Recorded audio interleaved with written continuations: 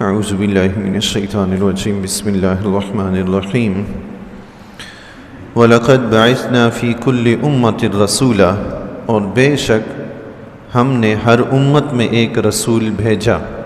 اللہ تبارک و تعالی نے گزشتہ امتوں میں بھی ہدایت کے لیے ایک ایک رسول بھیجا۔ أَنِ اعْبُدُوا اللَّهَ وَاجْتَنِبُوا الطَّاغُوتَ، یہ کہ اللہ کی عبادت کرو اور شیطان سے بچو۔ ان رسولوں کے ذمہ اللہ تبارک و تعالی نے یہ لگایا کہ اپنی امتوں کو حکم دیں کہ صرف اور صرف اللہ تعالیٰ کی عبادت کریں، شرک سے بچیں اور شیطان سے بچیں۔ وَاجْتَنِبُوا الطَّاغُوتَ، شیطان سے بچیں۔ سورہ ناس میں اللہ تعالیٰ نے شیطان کی دو قسمیں بیان فرمائی ہیں، ایک انسانوں میں سے، ایک جنوں میں سے۔ ایسے لوگ جو شرارتیں ہی کرتے رہتے ہیں، شریر قسم کے جو لوگ ہوتے ہیں، ان کو بھی اسلامی اصطلاح میں شیطان کہا جاتا ہے انسانی شکل میں۔ ایک جنات میں سے ہوتے ہیں جو انسانوں کے دلوں میں ہر وقت وسوسے ڈالتے رہتے ہیں، وہ بھی شیطان ہوتے ہیں۔ رب نے فرمایا وَاجْتَنِبُوا الطَّاغُوتَ، شیطان سے بچو۔ تو بندہ مومن پر لازم ہے ہر ایسے شخص سے بچے جو گمراہ کرتا ہے، بہکاتا ہے، غلط راستے پہ لگاتا ہے، اپنے عقائد کو بھی درست کرے، اپنے اعمال کو بھی درست کرے۔ تو ایسے لوگوں کے پاس اٹھنے بیٹھنے سے بچیں۔ فَمِنْهُمْ مَنْ هَدَى اللَّهُ وَمِنْهُمْ مَنْ حَقَّتْ عَلَيْهِ الضَّلَالَةُ، تو ان میں سے کسی کو اللہ تعالیٰ نے ہدایت دی اور ان میں سے کسی پر گمراہی ثابت ہوئی۔ اللہ، جتنے بھی انبیاء علیہم السلام اس دنیا میں آئے ہیں، کوئی بھی نبی ایسا نہیں ہے کہ جس پر ساری کی ساری امت نے ایمان قبول کر لیا ہو، سب نے، کبھی بھی ایسا نہیں ہو۔ خود حضور علیہ صلوٰۃ والسلام کی ذات اقدس کو دیکھ لیں، دنیا میں مسلمان کتنے ہیں، کافر کتنے ہیں۔ تو گزشتہ امتوں میں بھی ایسے ہی ہوا، کوئی بھی نبی ایسا نہیں تھا جن پہ ساری کی ساری امت ایمان لے آئی ہو۔ تو رب کائنات نے فرمایا کسی کو اللہ تعالیٰ نے ہدایت دی تو وہ ایمان سے مشرف ہوا، اس نے نبی کی اطاعت بھی کی، اور کچھ ایسے بھی تھے کہ جن پر گمراہی غالب رہی، چونکہ وہ ازلی بدبخت تھے، ان کے مقدر میں شقاوت لکھ دی گئی تھی۔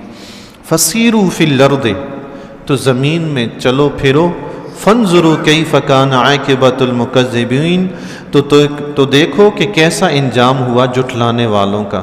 زمین میں پھر کر دیکھو کہ جھٹلانے والوں کا انجام کیسا ہوا۔ زمین میں پھرو، کون سی زمین میں؟ جن کفار کی بستیوں پہ اللہ تعالیٰ نے عذاب نازل فرمایا، انہیں تباہ و برباد کر دیا، ان بستیوں میں جا کر دیکھو نا، وہاں سے عبرت حاصل کرو۔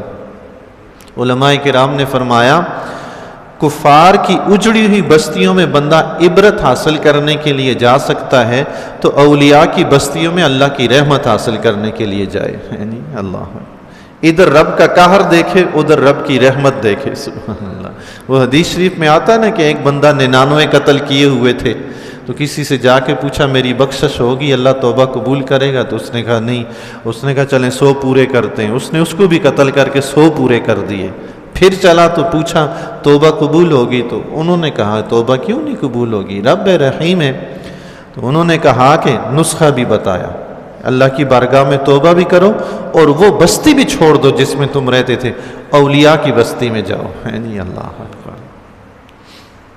پتہ چلا کہ بندے کو ہمیشہ نیک لوگوں میں رہنا چاہیے۔ حدیث شریف میں بھی ہے گھر خریدنے سے پہلے اپنا پڑوسی دیکھ لو، پڑوسی کیسا ہے۔ یہ نہ ہو کہ پڑوسی کو ایسا ملے جو تمہارے اور تمہارے بچوں کے عقائد ہی بگاڑ کے رکھ دیں۔ ہیں جی، مشرکین اور کفار میں بھی رہنے سے اسلام نے منع فرمایا ہے۔ ایک حدیث شریف کا مفہوم ہے، آقا علیہ صلوٰۃ والسلام نے فرمایا جو مسلمان مشرکین میں جا کے رہے ہم اس سے بری ہیں، او کما قال النبی صلی اللہ تعالی علیہ وسلم۔ تو یہ بندہ مومن کو غور کرنا چاہیے۔ آپ دیکھتے نہیں ہیں جو کافر مسلمانوں میں رہتے ہیں، ایک وقت آتا ہے مسلمان ہو جاتے ہیں، اور جو مسلمان کافروں میں جا کر رہتے ہیں ایک وقت آتا ہے ان کے رنگ میں رنگے ہوئے ہوتے ہیں۔ آج جو ملحدین پیدا ہو گئے، آج جو اسلام پہ نکتہ چینیاں کرنے والے مسلمان پیدا ہو گئے، کہاں سے ہوئے؟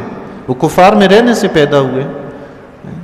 تو بندے کو ہر لحاظ سے غور و فکر کرنا چاہیے۔ اللہ اکبر۔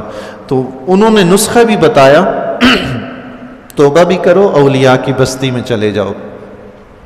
اس بیچارے نے سچے دل سے توبہ کی اور اولیاء کی بستی کی طرف چل پڑا۔ اب رب کا فضل دیکھیں، اللہ اپنے محبوب بندوں کی طفیل کتنا کرم فرما دیتا ہے جی، جو اس کے محبوب بندوں کی طرف جاتا ہے رب اس کو بھی محبوب بنا لیتا ہے، سبحان اللہ، یہ اس کا کرم ہے جی۔ راہ چلتے ہوئے اس بیچارے کو موت آ گئی، مر گیا، رحمت کے فرشتے بھی آ گئے، عذاب کے بھی آ گئے، بخاری کی روایت ہے۔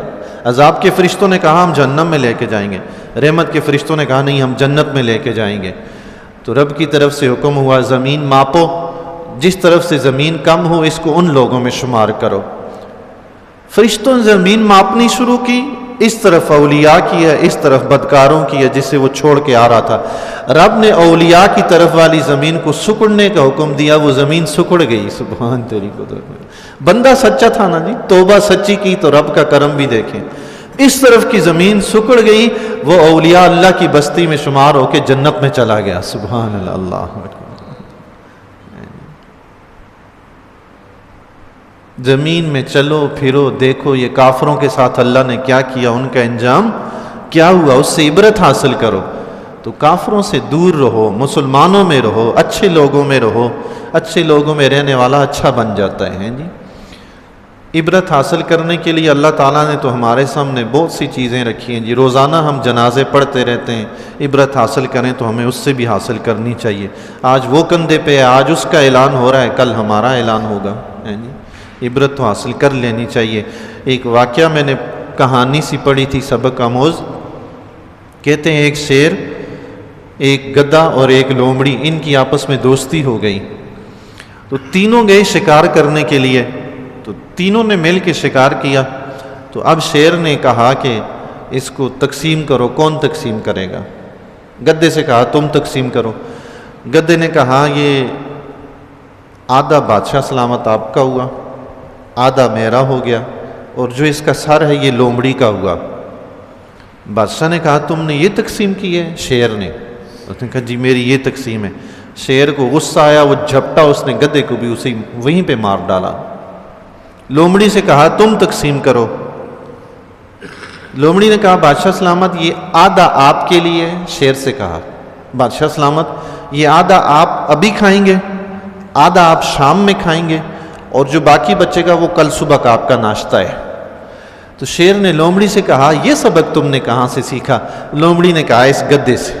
اللہ، لومڑی نے کیا کہا؟ اس گدھے سے سبق سیکھا ہے۔